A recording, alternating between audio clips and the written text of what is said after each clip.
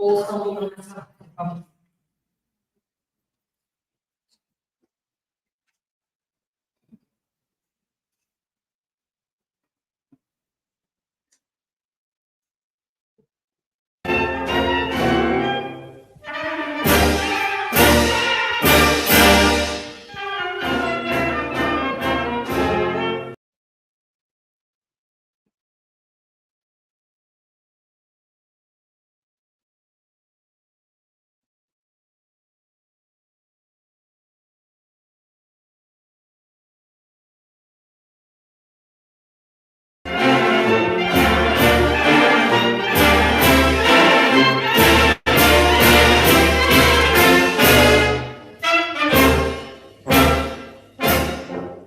Ouviram do Ipiranga as margens plácidas de um povo heróico brado retumbante, e o sol da liberdade, raios fúlgidos, brilhou no céu da pátria nesse instante. Se o penhor dessa igualdade conseguimos conquistar com braço forte, eis que eu sei a liberdade desafia o nosso peito à própria morte. Ó pátria amada, idolatrada, salve, salve, Brasil no sonho denso, raio vívido, de amor e de esperança terra desce. Sem teu formoso céu e sonho límpido, a imagem do cruzeiro resplandece. Gigante pela própria natureza, és bela, és forte, pálido, colosso, e o teu futuro espelha essa grandeza. Outras vilas do Brasil, a pátria amada, dos filhos deste sol és mãe gentil, pátria amada, Brasil.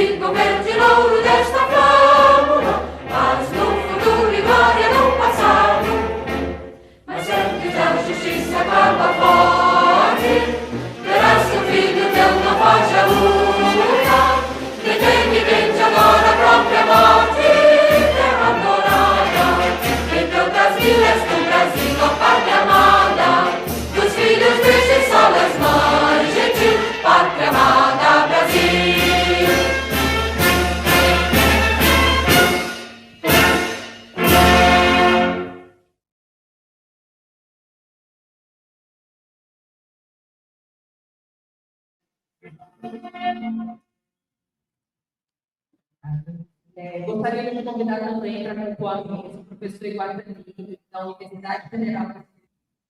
Neste momento, a gente gostaria de convidar a mesa para fazer uma breve saudação de 2 minutos cada.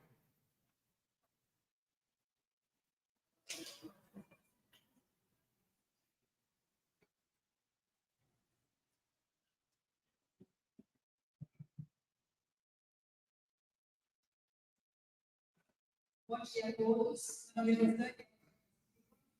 Estou com a coordenação do Fórum Municipal de Comunicação. Este fórum agora sob a coordenação da Secretaria Municipal de Comunicação.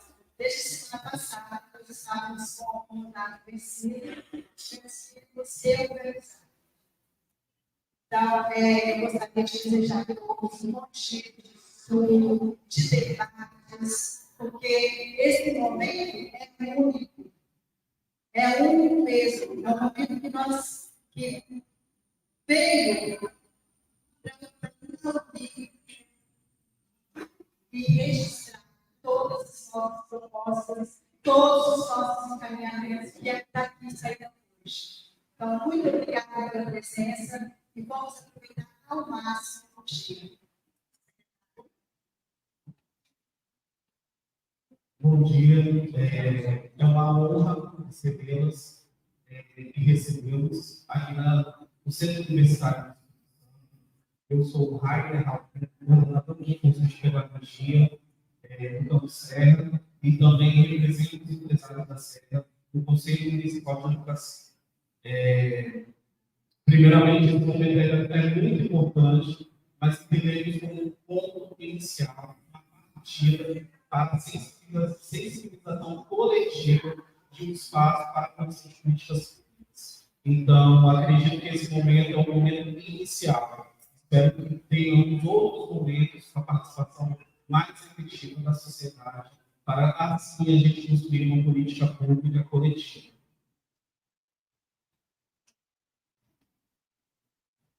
Bom dia a todos. Manhã de alegria poder estar aqui reunidos para debater um tema tão relevante.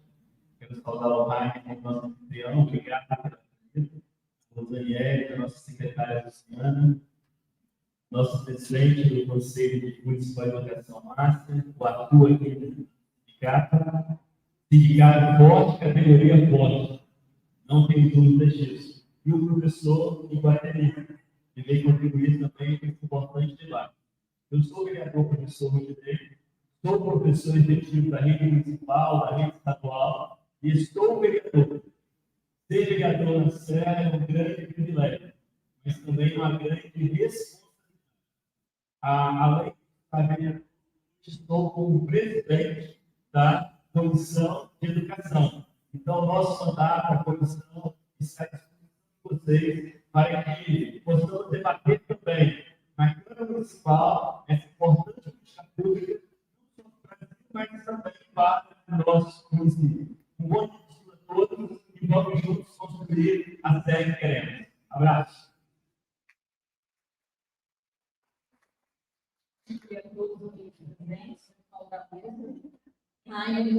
Muito obrigado. Se você não teria passado tanto essa correria, a correria em decorrência de um processo que não é culpa do município, todos estão acompanhando aqui. Eu acho o Fórum Estadual de Educação e nós funcionários do Fórum Estadual. Nós temos que mexer no investimento. Nós temos alguns componentes do Fórum Estadual aqui. O Fábio acabou de chegar, o Pedro está aqui. Para a gente ter escola, nós precisamos de um monte de regimento e aí chamar a conferência estadual para que os municípios comentassem a falar. Lembrando também que o documento de referência da Conferência Nacional de Educação, ele somente foi publicado na semana passada, na terça-feira, eu lembro bem que eu estava em Salvador, que é muito fácil apontar culpados, para buscar soluções, que é o difícil. Então, a gente não está justificando as causas de nós fazermos, eu falo nós, porque eu estou na comissão, estou no Fórum Municipal representando a campanha nacional pelo direito à educação, e onde eu estou, eu procuro trabalhar o máximo possível. Não dá para ficar sentado e esperar as coisas acontecerem. Então, nós precisamos explicar aqui hoje. Então, mais muito obrigada, professora, enquanto nós estamos no dia trabalhando para que isso aconteça hoje. Luciana, muito obrigada pela sua presença, Arthur, Iguatemi, e Carol também. Não posso deixar de agradecer.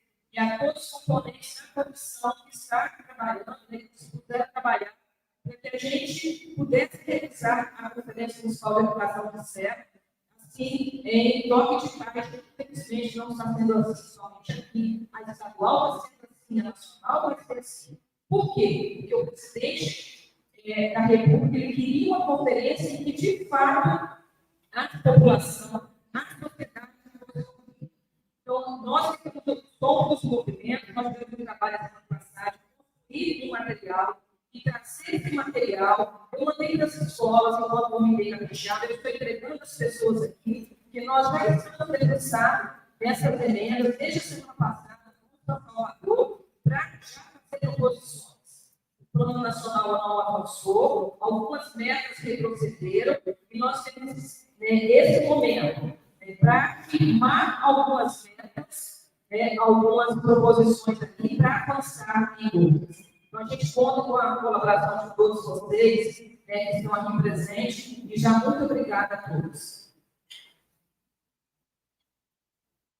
Bom dia, meu nome é Arthur, estou aqui representando o Sindicato das Trabalhadoras e Trabalhadores de Educação Pública de Santos, SUBUPS, num momento muito especial, onde a gente volta a ter esperança no desenvolvimento de políticas públicas de educação.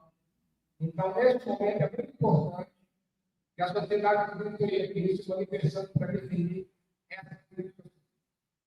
Como a Márcia já disse, nós tivemos retrocessos, mas nós tivemos agora novos tempos, onde se tem estímulo para debater e ter essa esperança de que a sociedade seja ouvida nesse novo governo que se instalou com a vitória da trabalhadora. Eu quero desejar a satisfação de UBS de estar presente nessa mesa, representando todas as trabalhadoras e trabalhadores da educação pública, no caso aqui do município de Serra, e dizer que este debate é o início de novos rumos para a educação pública no Brasil, porque a educação pública de qualidade é o objetivo. O CIVIUBS, embora ele seja uma entidade sindical, ele não se limita a discutir a questão corporativa, porque um dos direitos das trabalhadoras e trabalhadores da educação é poder desenvolver junto com seus alunos educação pública de qualidade, com a estrutura necessária e com a organização necessária para os trabalhadores e trabalhadoras. Então, quero parabenizar aqui todos os presentes, em nome da secretária Luciana do Cumprimento, também estender meus agradecimentos à Rainha, que foi fundamental para que a gente conseguisse realizar essa conferência nesse tempo apertado que foi. E vamos debater com seriedade, porque aqui pode estar acontecendo novos centros de educação pública no Brasil. Então, muito obrigado.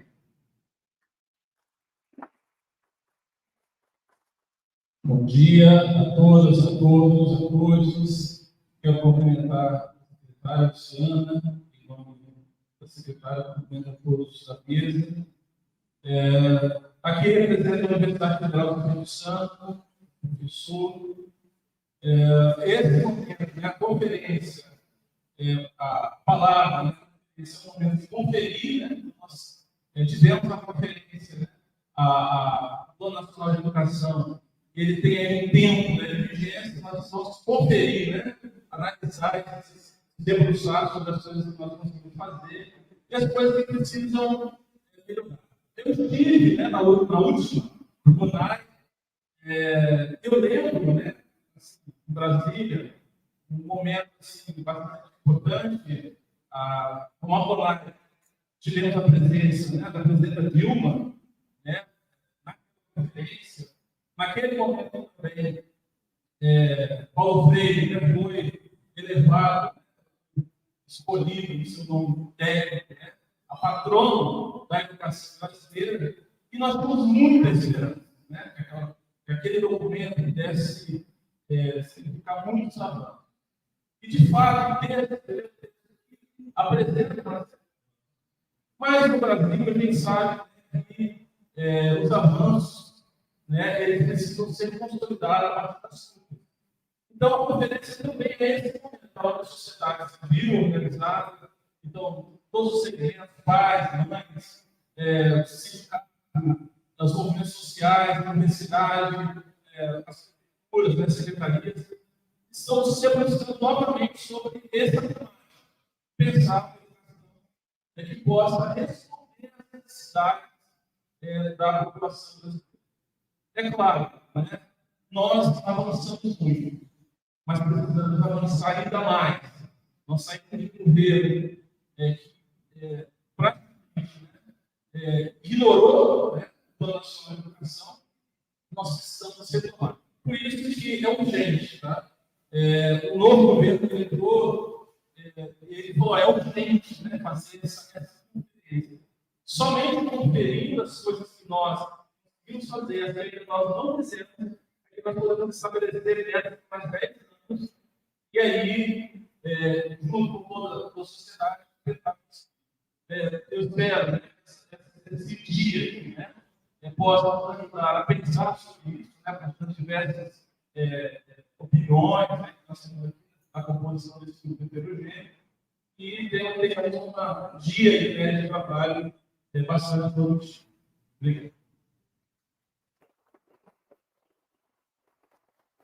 Obrigada a todos. Agora é o momento de convidar a nossa secretária municipal de educação, Fernanda Galdino, para realizar o lançamento da quarta conferência municipal de educação da SEMA.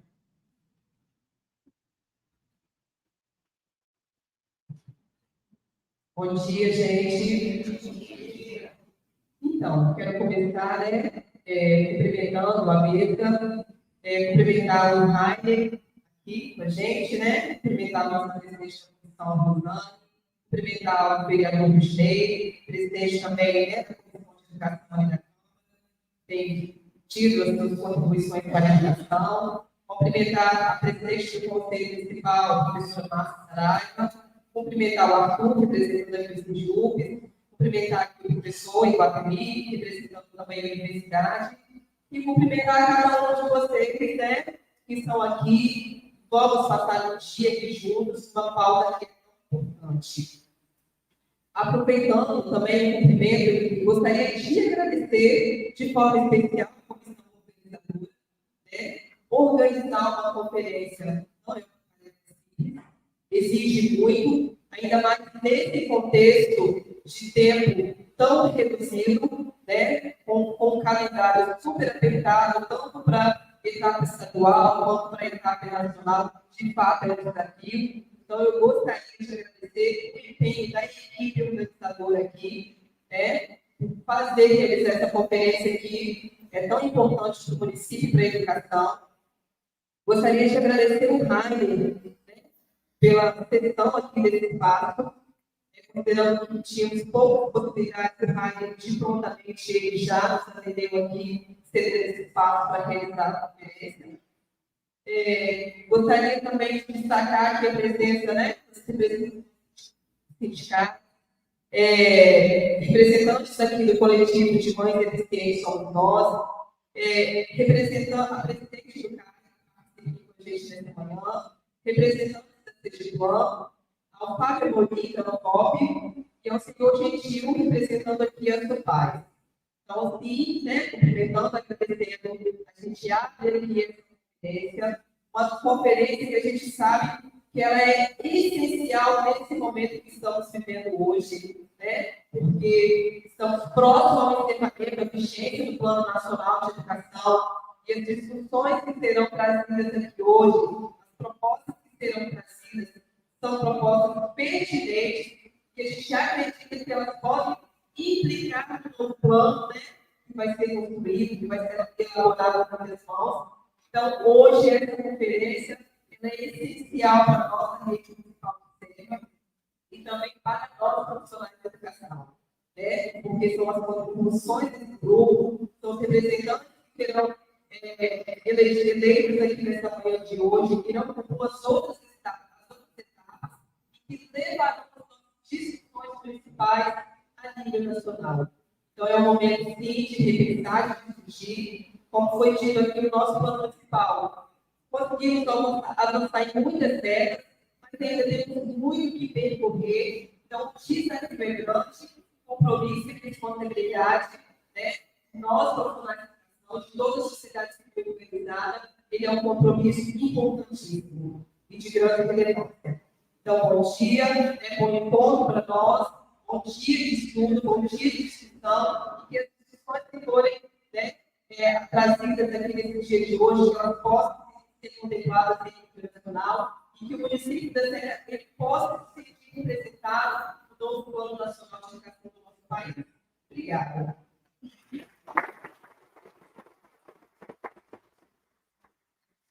agradecemos a todos e todas e solicitamos, né, convidamos que a mesa. Aproveitamos também para convidar a Saraiva para fazer a mediação da plenária de adequação do investimento interno da conferência e a palestra de abertura que iniciaremos agora. Bom dia novamente. Hoje a nossa palestrante.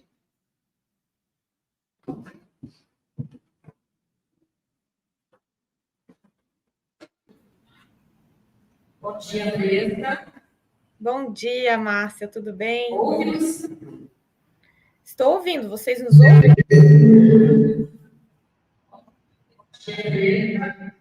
Bom dia. Ouve-nos? Estou ouvindo. É possível me ouvir?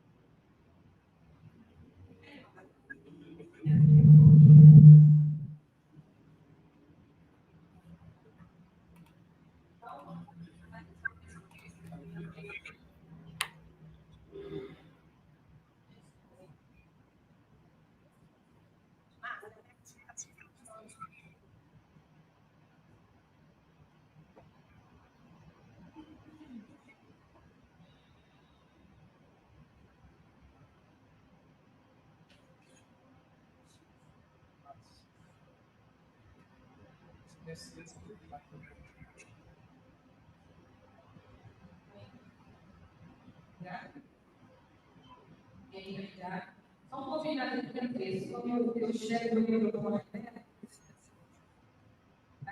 Ok? Olá. Me ouvem? Ela não se ouve.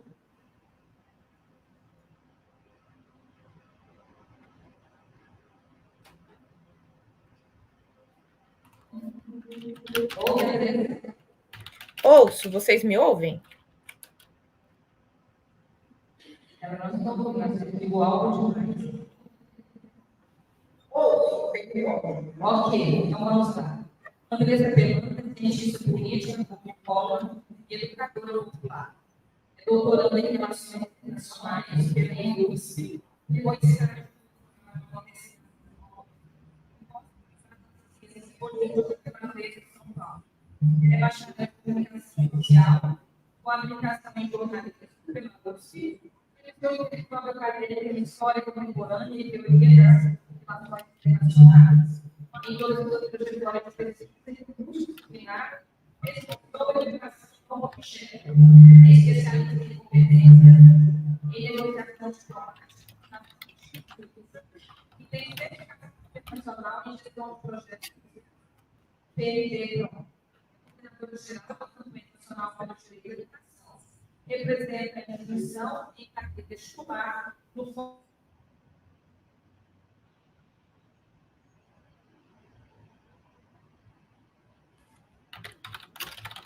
Novamente, agradecer pela sua participação na quarta Conferência Municipal de Educação no site da instituição. E já passando a palavra para você, decorrência do texto. Muito obrigada, Márcia. Queria cumprimentar todas as pessoas que estão presentes aí da secretaria, sindicatos, conselhos, professores, estudantes. É muito importante esse momento da Conferência de Educação e agradecer imensamente a Márcia, que coordena também nosso comitê capixaba da campanha, e pelo trabalho sempre muito aguerrido que faz, e pelo convite, claro, para estar aqui com vocês.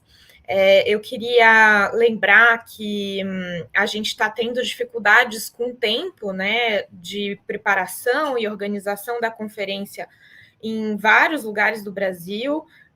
A gente, de fato, no Fórum Nacional de Educação Recomposto, foi uma luta para que a gente pudesse conseguir ter essa conferência, que essa conferência acontecesse para pautar o Plano Nacional de Educação, mas felizmente a gente conseguiu estar aqui, né, fazer essa conferência acontecer, ainda que com esse tempo corrido, com a situação de estrutura complicada também, com metade, né, dos delegados a serem eleitos para a Conferência Nacional também, mas, por outro lado, é uma vitória também a gente poder ter esse momento, retomar momentos de participação de fato na construção de políticas públicas.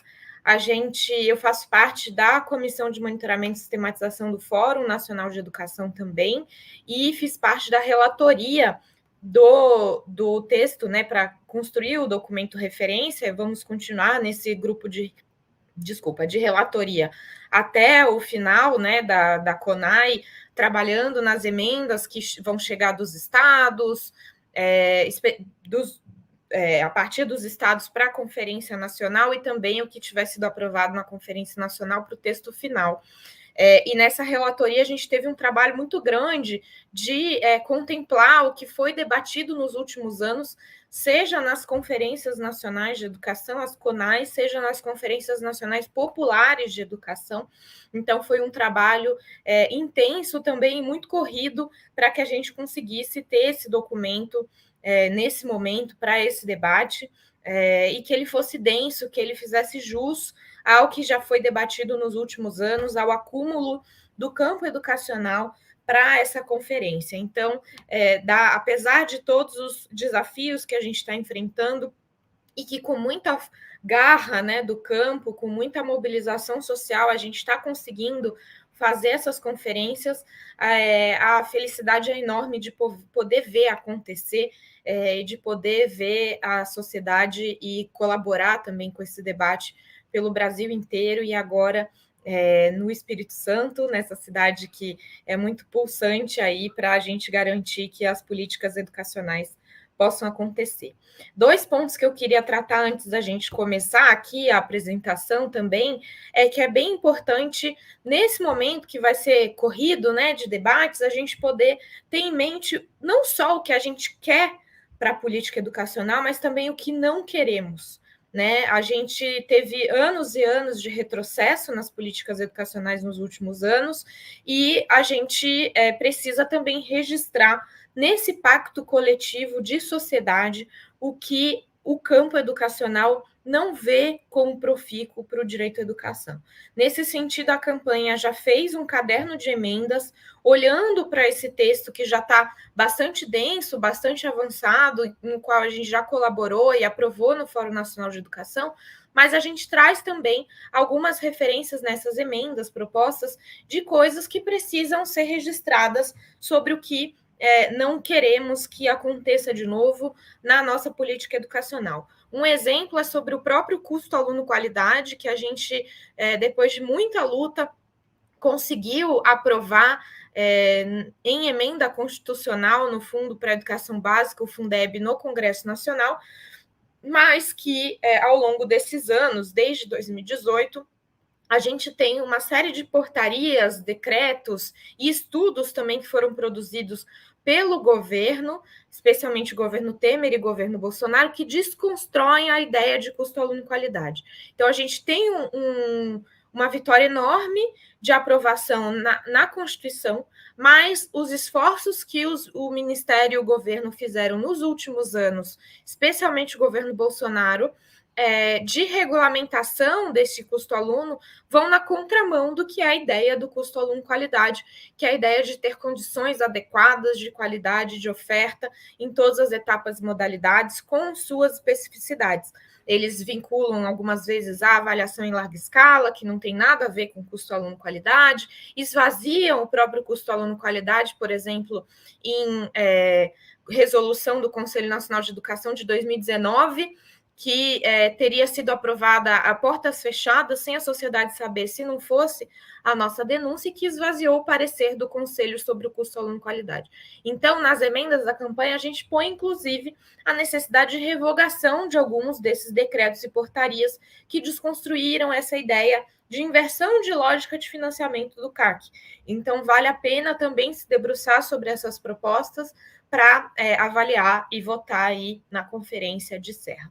Então, esses eram os principais debates aí e informações que eu queria trazer antes da gente se debruçar sobre os slides aqui que eu trouxe para a gente debater o que aconteceu com esse Plano Nacional de Educação e onde estamos, quais são os caminhos, e que a gente possa ter uma bela conferência aí em Serra e que nossos delegados que serão eleitos possam também representar na etapa estadual.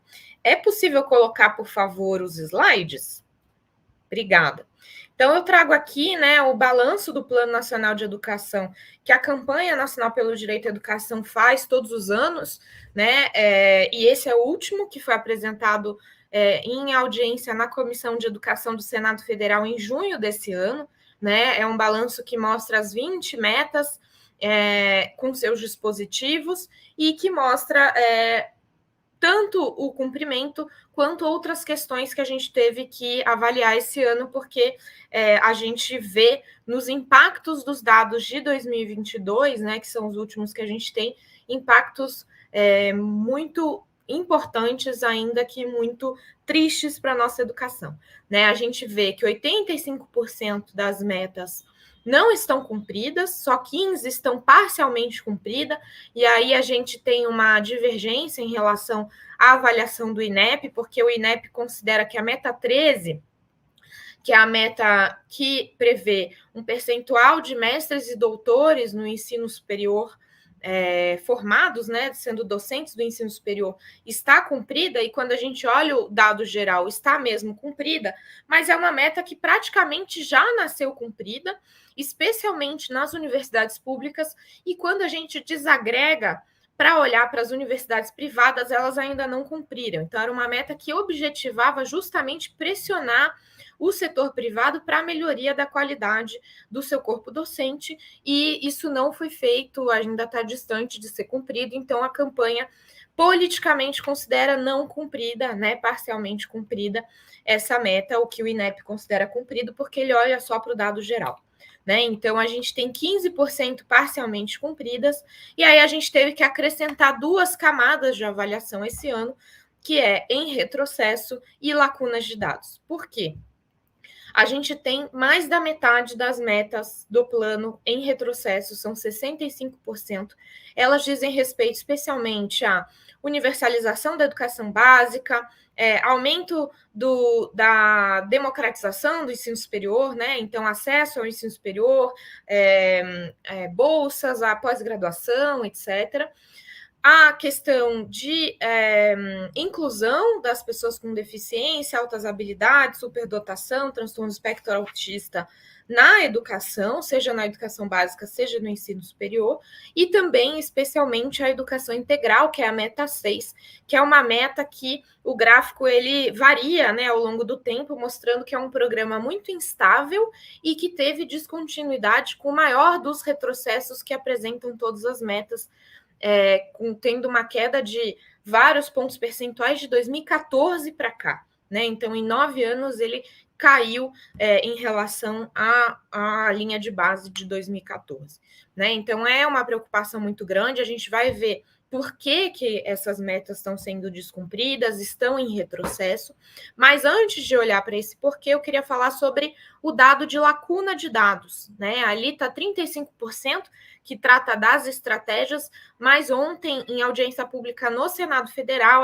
dedicada a discutir a distribuição dos dados, né, a publicação dos microdados do censo escolar pelo INEP, que passou a restringir essa publicação desde 2021, a gente lançou uma nota técnica, está disponível no site da campanha, campanha.org.br, que mostra que 50% das metas do plano foram prejudicadas em sua avaliação por conta de falta de dados, seja de dados que não foram publicados, microdados do censo, pelo INEP, que não se justifica. A gente teve a ampla maioria dos participantes de audiência ontem que mostraram que não se justifica em termos de Lei Geral de Proteção de Dados, inclusive a Agência Nacional de Proteção de Dados do Estado brasileiro se pronunciou dizendo que não se aplicava a questão da LGPD, e também não se justifica em termos dos outros argumentos que o INEP traz, por exemplo, de invalidar a pesquisa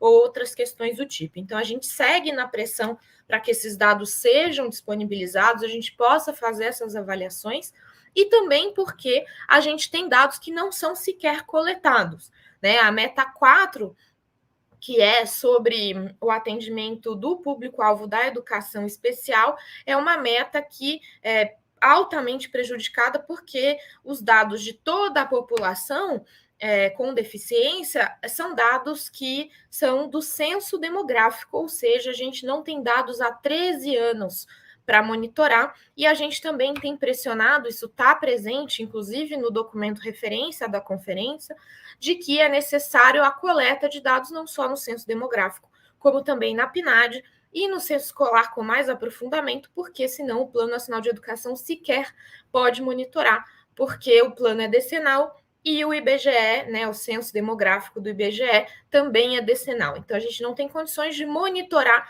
se essas crianças com deficiência do Brasil estão na escola. A gente só tem o dado daquelas que estão, que é um percentual pequeno ainda da população. Então, a gente tem uma série de desafios aí em relação não só ao cumprimento do plano, como a seu monitoramento, e isso precisa estar presente nos debates da conferência.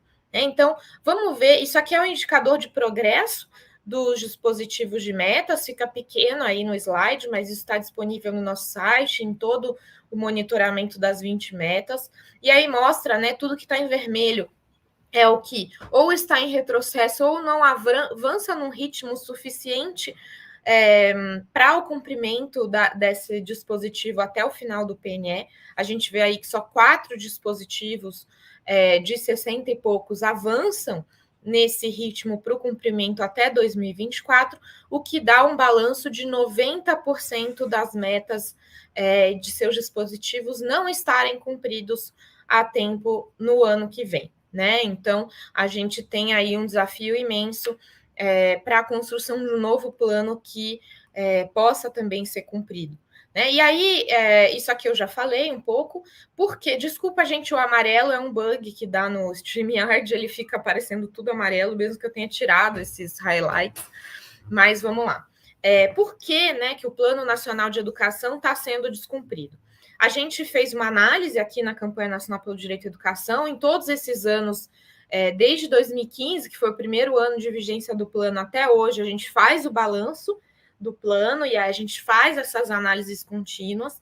Então, nesse acúmulo, a gente traz aqui alguns das teses que a gente tem pelos quais o plano não está cumprido, e eu trago aqui também balanços que foram apresentados pelo TCU em 2018, que é o último relatório do TCU sobre o plano, ou seja, antes da pandemia, e pelo INEP em 2022, que foi o último relatório publicado de análise do INEP, né? Ele faz a cada 2 anos, então ano passado. Então, primeiro é que o principal desafio, né, que a gente aponta e que está presente também em alguns outros balanços e relatórios por aí é que a política econômica não acompanha a política social e aí, claro, a política educacional imersa nisso. A gente teve, no primeiro ano do Plano Nacional de Educação, em 2015, os primeiros cortes com Joaquim Levy, ainda no governo Dilma, né, então ministro da Fazenda, que faz os primeiros cortes para a área da educação, sendo que a gente precisaria aumentar progressivamente esse financiamento até chegar a 10% do PIB pela meta 20. E aí, em 2016, esses cortes se aprofundam de forma incomensurável, né? Que com a emenda 95 do teto de gastos sendo aprovadas a partir de uma grande política de austeridade fiscal totalmente anacrônica, totalmente injustificada, que análises nacionais e internacionais provaram extensivamente que foi um erro enorme essa política ter sido aprovada, mas que congelou, em termos nominais, né, o número do financiamento para a educação de 2017 foi congelado todos esses anos até a gente chegar agora em 2023 e ser aprovado uma nova política de austeridade fiscal, que, claro, não é tão dura quanto a emenda do teto, mas também apresenta um desafio enorme para a garantia de financiamento adequado para a educação. Então, as políticas de austeridade vão na contramão da garantia do direito à educação, não só no Brasil, como no mundo, mas aqui no Brasil, nesses últimos anos, a gente teve dos maiores retrocessos, das políticas mais duras que o mundo já viu na sua história. Né? Então, esse é um dos principais problemas. Né? O Tribunal de Contas, ele aponta também a lacuna que o não termos um sistema nacional de educação apresentou para garantia de responsabilidade dos diversos compromissos do plano por parte de estados, municípios, União, quem são os responsáveis e como essa cooperação se articula para a garantia das diversas metas e estratégias. Né? Então, há necessidade de a gente regulamentar um sistema nacional de educação que seja robusto, que ainda é muito distante do que foi aprovado no Senado Federal e agora está na Câmara dos Deputados, é urgente e isso está também presente aí nos debates, especialmente do eixo 1 da CONAI. Né? Além disso, o TCU também aponta a ausência de compatibilização entre as leis de diretrizes orçamentárias e o Plano Nacional de Educação, e aí, a nível subnacional, dos planos estaduais e planos municipais com suas leis orçamentárias subnacionais também. Né? Então, é importante que, para que a gente possa implementar o plano e os planos estaduais e municipais, continuamente, todos os anos, a gente faça incidência e monitoramento das leis orçamentárias, dos planos plurianuais, para que os planos estejam centrais nessa organização orçamentária. Não basta a gente só fazer a incidência para que o plano possa ser cumprido, mas também para que o plano seja robusto, né, aprovado, mas durante o tempo de implementação, que essas leis orçamentárias façam jus ao que está presente nessas legislações. E, por fim, o relatório do INEP traz, do último ano, o impacto grande da pandemia, né, em relação a esse retrocesso todo. É claro, não foi só a pandemia que trouxe esse retrocesso, e a gente vai falar mais disso daqui a pouco, mas a pandemia aprofundou as desigualdades, trouxe à superfície questões que já estavam acontecendo, mas que pioraram, né, em termos de acesso, qualidade e permanência nos últimos anos. E aí, para concluir, o professor Daniel Cara, na apresentação desse nosso balanço, em junho, no Senado, também trouxe uma questão bem interessante, que é trazida na tese de doutorado dele, né, que foi sobre o cumprimento do Plano Nacional de Educação, em que ele fala que os governos olham para os planos como se fosse um cardápio, né, em que você pode, um cardápio à la carte, em que você pode escolher quais metas, quais políticas avançar. E isso vai na contramão do que o próprio plano tem como estrutura de uma ação progressiva de cumprimento das metas. Então, as metas que têm validade em 2015, 2016, 2017, que são as primeiras, né, a serem cumpridas, elas são metas essenciais para que as próximas sejam cumpridas. Então, para a gente garantir qualidade da educação para toda a população, a gente precisa garantir acesso, né? E aí os prazos da meta 1, 2, 3, que são da educação infantil, fundamental, médio, de acesso, precisavam ter um cumprimento ali em 2015, 2016, 2017.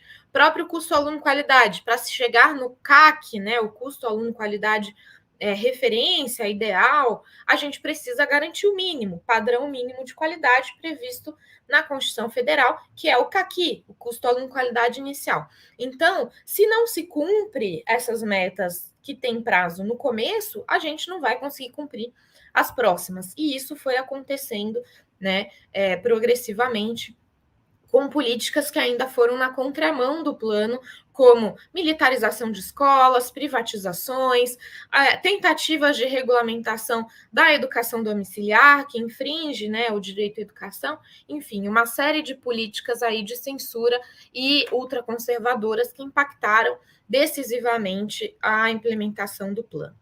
Aí, eu não vou me debruçar aqui em todas as metas, estratégias, né, e nesse balanço, porque a gente não tem tempo hábil para isso, mas eu deixei aqui alguns exemplos, né, até a meta 4, para mostrar para vocês essa ferramenta do balanço do plano que a gente disponibilizou, que tem dados desagregados que mostram as desigualdades. Então, aqui, meta 1, temos 2 indicadores, né, que a gente chama de dispositivos, o de creche e o de pré-escola, e aí, quando a gente vai olhar para o panorama, a gente vê no indicador 1 sobre creche, né, que é percentual de crianças de 0 a 3 anos que frequentam a creche, a meta para 2024 é chegar a 50% de atendimento, e a gente tem 37,3%, tendo começado em 29%, ou seja, um aumento de 8 pontos percentuais aí, mas praticamente estagnado desde 2018, né? Teve uma melhoria até 2018, e aí, no último governo, a gente vê aí uma estagnação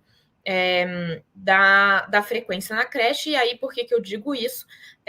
A creche é a responsabilidade dos municípios, prioritariamente, mas que dependem estruturalmente de complementação da União, do governo federal, para garantir que essa matrícula possa ser efetivada, já que o município não tem recursos próprios suficientes para garantir essa matrícula. E nos últimos anos a gente só teve cortes na área da educação que se mostram aqui nesse gráfico mesmo, que a responsabilidade seja do município. Então, como o governo federal tem uma responsabilidade muito grande, além da sua responsabilidade específica ali com o ensino técnico superior. Aí, quando a gente vai olhar, né, os dados desagregados, que nos últimos 2 anos a gente apresentou nos nossos balanços como uma novidade, a gente vê, né, na creche, o gráfico bastante recortado, que demonstra, né, uma grande desigualdade, seja no acesso dos diversos grupos de renda, com os grupos mais pobres com menor acesso. Aqui a população parda com menor acesso em relação à preta e à branca, e aí um dado bastante importante é que esse gráfico da educação infantil, ele foge à regra da população preta estar atrás em relação às outras populações, o que denota aqui, 10 pontos percentuais de avanço em relação ao começo do plano, denota políticas afirmativas de entrada, inclusão dessa população na creche, o que não significa que está já superada a desigualdade, mas que essas políticas estão funcionando e que elas devem continuar, né? Então, um dado importante para a gente olhar também. A população rural atrás, né, da população urbana, com metade do percentual, e aí a região norte, nordeste, centro-oeste, especialmente a região norte, muito atrás em relação às outras regiões, né? Então, a gente fez questão de fazer esse balanço com muito mais ênfase para trazer esses dados desagregados, de forma que a gente possa também, nesse novo plano, ter dispositivos, né, estratégias que possam apontar para ações que enfrentem essas desigualdades, e isso já está presente. A gente fez essa incidência no documento referência, para que a gente, né, em todas as etapas e modalidades, possa garantir esse olhar de enfrentamento às desigualdades. Eu fui responsável pela elaboração inicial do eixo 2, né, que trata das etapas e modalidades. É claro, isso foi discutido na relatoria, com inserções da relatoria, depois da comissão de sistematização e depois do pleno, então o texto final não é meu, obviamente, né, é de todos nós, mas no texto inicial apresentado eu já coloquei essa preocupação nas estratégias. E aqui a gente também traz esse dado por estado, né? Então é importante olhar aqui com detalhe, por exemplo, aqui para o Espírito Santo, que está com 38% de percentual de crianças de 0 a 3 anos na escola, na creche, que é abaixo, né, da meta de 50%, mas um pouquinho acima da média nacional, já que a média nacional ela cai muito por conta do fator norte, né, que ainda está em uma desigualdade muito grande. Então, vale a pena se debruçar sobre esses indicadores para conhecer melhor e incidir melhor sobre essas políticas. Aqui de 4 e 5 anos, né, a pré-escola, então era para a gente ter cumprido essa meta em 2016, lá aquela ideia de cumprimento progressivo das metas. Em 2016, a gente estava só com 91% de crianças de 4 a 5 anos na creche, na pré-escola, né? E aí a gente chega em 2022 com 93%, um avanço de 4 pontos percentuais só em 10 anos, né? Ou seja, uma dificuldade ainda imensa da gente universalizar essa pré-escola. E aí vejam que de 2019 para 2022 a gente teve uma queda de 1 ponto percentual, né, na pré-escola, então a gente teve retrocesso aí nesse acesso. Quando a gente olha para o indicador de desigualdade, ele é bem menos desigual do que na creche, mas, de novo, o norte fica para trás. Quando a gente olha para os estados, aí o mais preocupante, de novo, é o Amapá. O Espírito Santo está aqui em 96%, né, um pouco acima da média nacional, mas ainda falta 4 pontos percentuais, que significa milhares de crianças que estão fora da pré-escola. Quando a gente olha para o ensino fundamental, né, a gente vê que a gente ainda também não atingiu, né, o percentual suficiente de 100%, não vai atingir a tempo até 2024. A gente teve aí um retrocesso de alguns pontos percentuais em relação a 2014, né? Então, a gente sempre tinha aquela ideia de que o ensino fundamental, a questão do acesso, não era muito um problema, a gente estava quase chegando à cobertura de 100%, mas aí a gente vê nesse gráfico aqui, que não mostra muita desigualdade, mas em todos os grupos sociais a gente retrocedeu em relação a 2014, ou seja, a gente está com patamares de acesso menores do que há 8 anos atrás, e aí é uma das metas que mais teve retrocesso, né? Então, eu queria também trazer o ensino fundamental por conta disso. E aí, quando a gente olha o indicador de conclusão do fundamental, o dado é ainda pior, né? A gente está com só 82% de conclusão. Então, a evasão no fundamental é muito grande, e aí o gráfico de desigualdade volta a ser maior, e aí, a partir desse indicador, até o ensino superior, no acesso, a gente vai ver gráficos muito recortados, mostrando um aprofundamento muito grande das desigualdades, né? A meta 3 de ensino médio aqui eu trouxe só para mostrar isso, né? Então, a gente vê na conclusão aqui, percentual da população de 15 a 17 anos que frequenta o ensino médio ou possui educação básica completa, ou seja, que concluiu o ensino médio, a gente vê de novo um gráfico bastante recortado, né? Que mostra o padrão de exclusão escolar também no ensino médio, né? Espírito Santo está aqui com 72% de conclusão, né, ou de frequência, que é abaixo da média nacional, que é de 76%. E aí eu trouxe, por fim, a meta 4, que é a de acesso, né, da população com deficiência, que o dado é de 2010, né?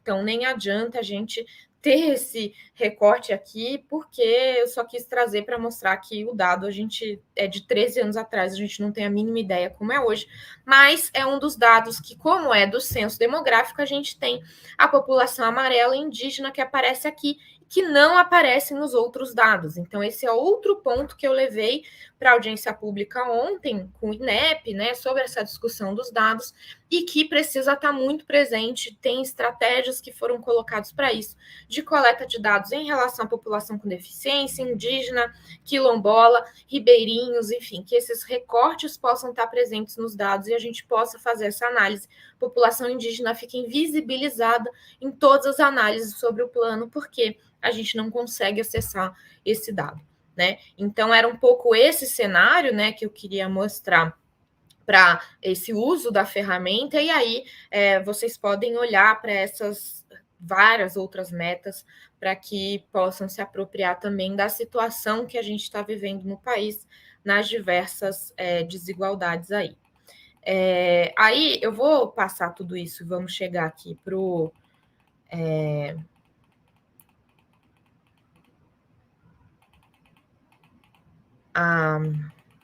as conclusões. Isso aqui é super interessante. Meta 11, né? A participação da rede pública na expansão de matrículas na educação profissional técnica de nível médio. A gente vê nesse gráfico o impacto dos programas de governo muito fortemente, né? A gente teve de 2014 a 2016, governo Dilma, né? Segundo o governo Dilma, uma ênfase muito grande no Pronatec. Então, a gente vê passar de 10 pontos percentuais para 78, né? 60 pontos percentuais. É o maior, né, em 2 ação, né, nessa política, e aí aqui um aumento bem grande de 2018 a 2021, porque foi o começo da implementação do novo ensino médio, que tem uma ênfase em educação profissional técnica, só que sem qualidade, né? Então a gente tem um avanço das matrículas, mas com baixa qualidade. E aí aqui de 2021 para 2022, uma queda muito grande, de novo, porque foi visto que a política não tem essa qualidade, né? Então esses números, eles mostram muito o que tem por trás da história dos programas que impactam, né, nesses números. Bom, mas sem me alongar mais, porque é muito dado, eu queria chegar nos caminhos, né, que a gente tem para enfrentar esse desafio. Vamos lá, para a meta 20.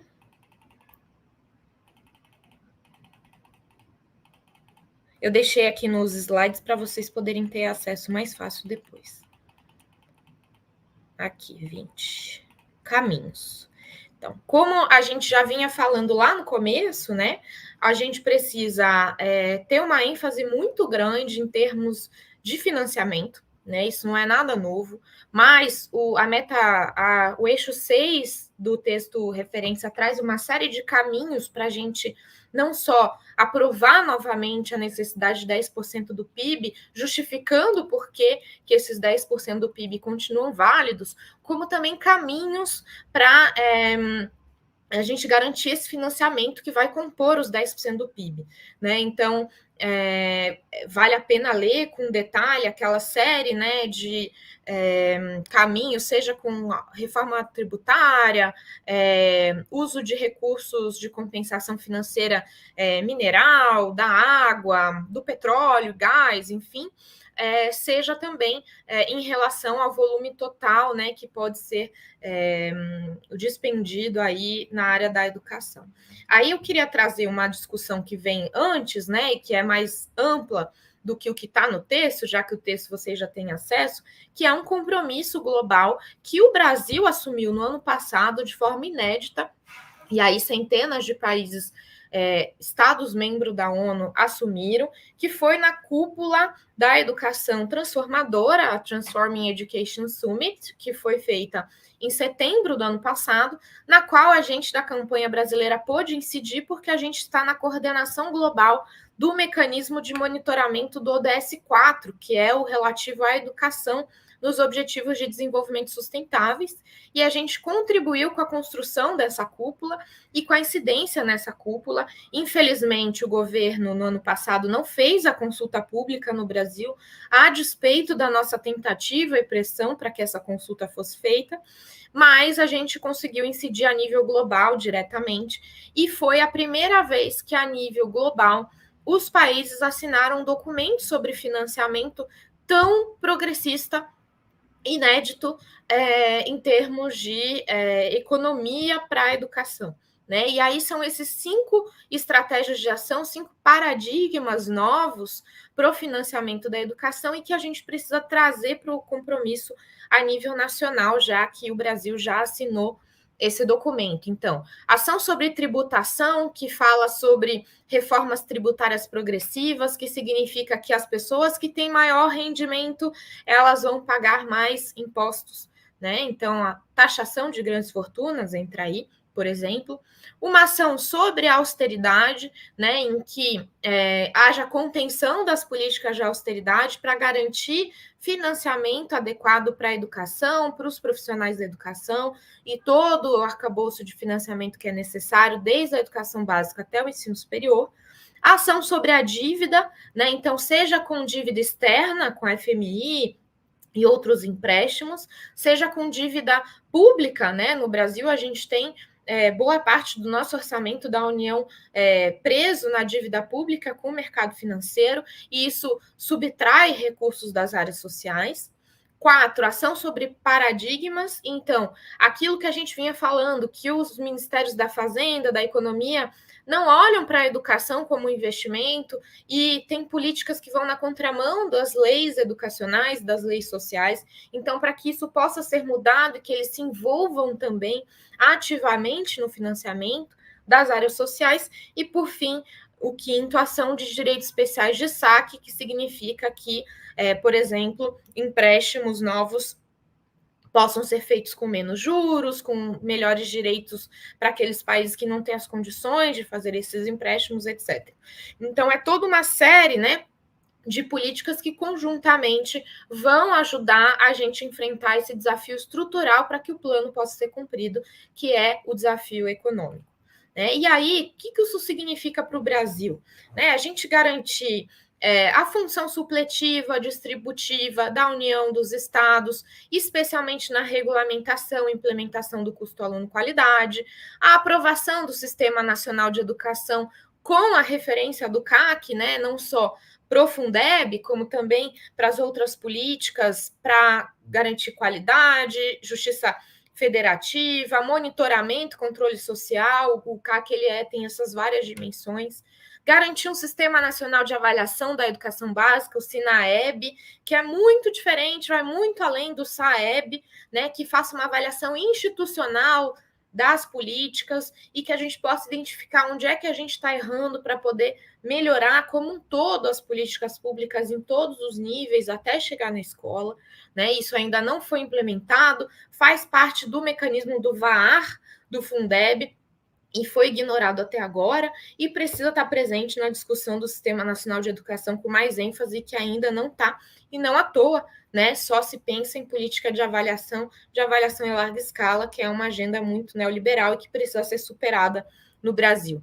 O fortalecimento da educação pública e gratuita, com regulação do setor privado, e aí a gente tem como referência os princípios de Abidjan, que eu convido todo mundo a ler, são princípios internacionais que foram aprovados em 2018 por um grupo de especialistas e movimentos sociais da educação. A gente fez parte dessa construção, que mostram na legislação global onde que tem todas as regras para que o setor privado possa atuar na educação sem violar o direito à educação. E a gente quer trazer essa agenda de regulação para cá, claro, olhando para a nossa realidade, e isso está presente também no documento referência da CONAI, e precisa ser apropriado, compreendido por todos nós, para que a gente possa avançar nessas discussões.